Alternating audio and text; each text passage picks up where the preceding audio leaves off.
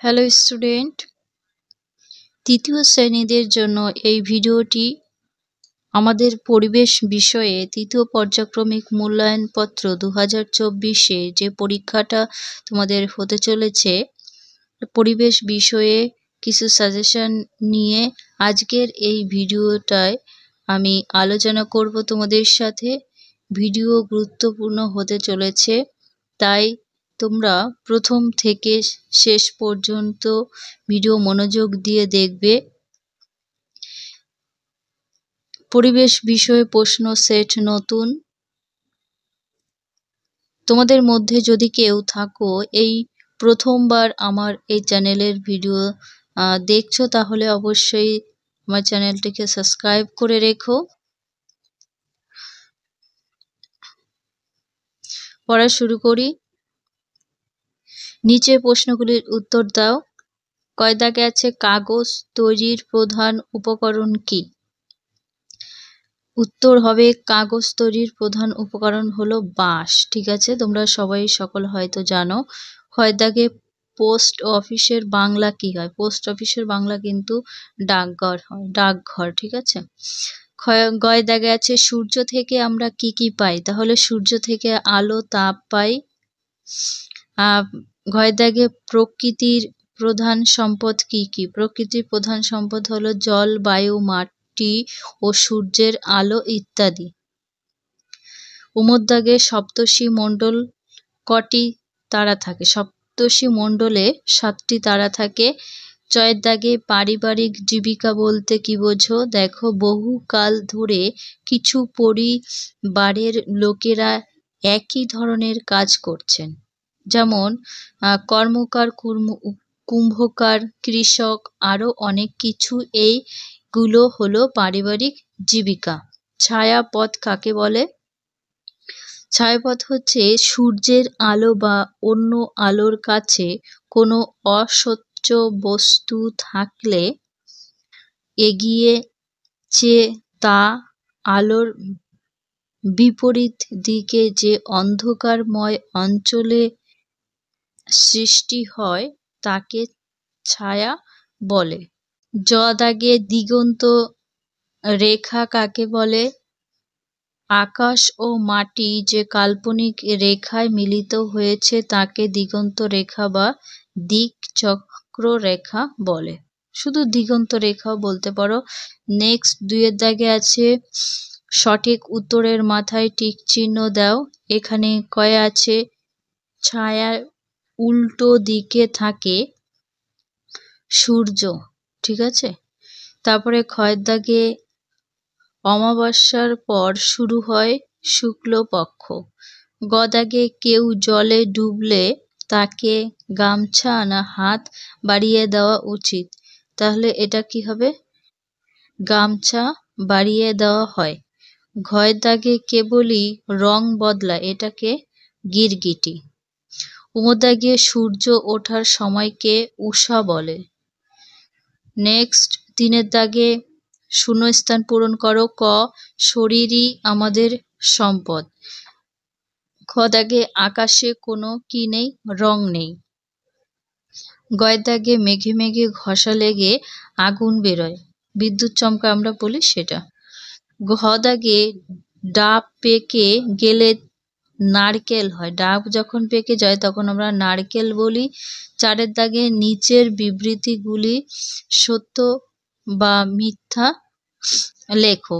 এখানে ক দাগে আছে সাঁতার না জেনে জলে নামা উচিত, এটা মিথ্যা, কারণ সাঁতার জেনে জলে নামা উচিত। খ দাগে মোটর সাইকেল চালানোর সময় হেলমেট পরতে হয়, এটা সত্য। গয়ের দাগে ভিজে জামা পরে থাকলে জ্বর কাশি হতে পারে, এটাও সত্য কথা। ঘয়ের দাগে আদিম মানুষ পাকা ঘরবাড়িতে থাকতো না, এটা মিথ্যা। দাগে ম্যাপ ইংরেজি শব্দ যার মানে মানচিত্র, এটা সত্য। 5 দাগে দেখব ক স্তম্ভের সাথে খ স্তম্ভ মেলাও। এখানে 5টি আছে, তার মানে 5 নাম্বার থাকবে। কতে আছে রামধনু, তাহলে রামধনুর সাথে হবে এটা। তারপরে দুপুরের ছায়া তার সাথে হবে সবচেয়ে ছোট হয়। দুপুরের ছায়াটা সাঁতার কাটা খুব ভালো, এটা মানে সাঁতার কাটলে ব্যায়াম হয়। ঘয়ে আছে জলীয় বাষ্প জমে তৈরি হয় মেঘ। আর উমতে আছে বাগানের ফল, এটাকে বলা হয় বাগিচা সম্পদ। ৬ দাগে তোমরা কে কিভাবে জল বাঁচাও সেটা লিখতে হবে। জল বাঁচাতে আরো কি কি করা যায় তা নিচের ছকে লিখতে হবে। এই ছকটাতে প্রথমে আছে মাটির নিচে জল দিয়ে কি কি করো। আমি লিখেছি স্নান করি, চাষ করি, ফুল গাছে জল দিই, জামা কাপড় পরিষ্কার করি, পান করি, বাসনপত্র ধোয়া হয়। তারপরে আছে ওই জল বাঁচাতে কি কি করো। বৃষ্টির জল জমিয়ে রাখা, তোমরা যেরকম খুশি সেরকম লিখতে পারো। জলাশয়ের বৃষ্টির জল জমিয়ে সেই জল ব্যবহার করা যায়। সবজি ধোয়া জল দেওয়া যায়, মানে সবজির জল ধোয়াটা ফুল গাছে দেওয়া যায়, সেটা বলা হয়েছে। ভাঙা কলগুলি ঠিক করা, ভাঙা কল যখন দেখবে জল পড়ে অপচয় হয় সেটা বলা হয়েছে। তারপরে জল জমিয়ে সঠিক পরিমাণে জলটা ব্যবহার করতে হবে। আর বৃষ্টির জল ধরে রেখে ব্যবহার করা যায়, বাসনপত্র ধোয়া যায়। তো ওই জল বাঁচাতে আর কি কি করতে পারে সেটা লিখতে হবে। তাহলে পুকুরে বা নদীতে স্নান করা যেতে পারে, তারপরে পুকুরে জল দিয়ে চাষ করা যেতে পারে এটা।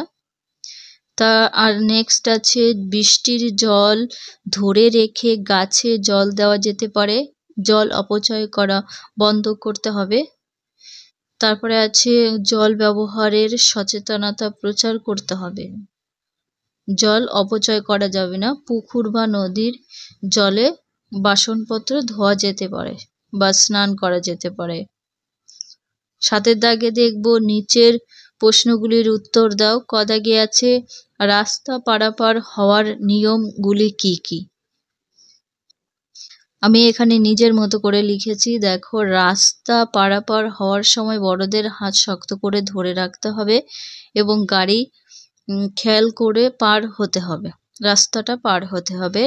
আর হচ্ছে রাস্তার পাশে ফুটপাত থাকলে ফুটপাত দিয়ে হাঁটতে হবে এবং রাস্তা পার হওয়ার সময় ফোনে কথা বলা বা হেডফোন ব্যবহার করা বন্ধ করতে হবে, মানে কিছু সময়ের জন্য বিরত রাখতে হবে। ক্ষয় দাগে আছে সম্পদ কাকে বলে, মানে সম্পদ বলতে কি বোঝো। সম্পদ কয় প্রকার, প্রাকৃতিক সম্পদ আর হচ্ছে মানব সম্পদ। দুটি সম্পদের নাম লেখো। এই প্রশ্নের উত্তরটা আমি করিনি, তোমরা নিজেরা করে নেবে, এটা তোমাদের কাজ থাকবে। এই পর্যন্ত ভিডিও শেষ করছি। যারা এখনো পর্যন্ত আমার চ্যানেল সাবস্ক্রাইব করনি, তোমরা যদি তোমাদের মনে হয় সাবস্ক্রাইব করতে পারো। আর যারা আমার ভিডিওটা দেখছো তৃতীয় শ্রেণীদের জন্য এই ভিডিও শেয়ার করে দিতে পারো।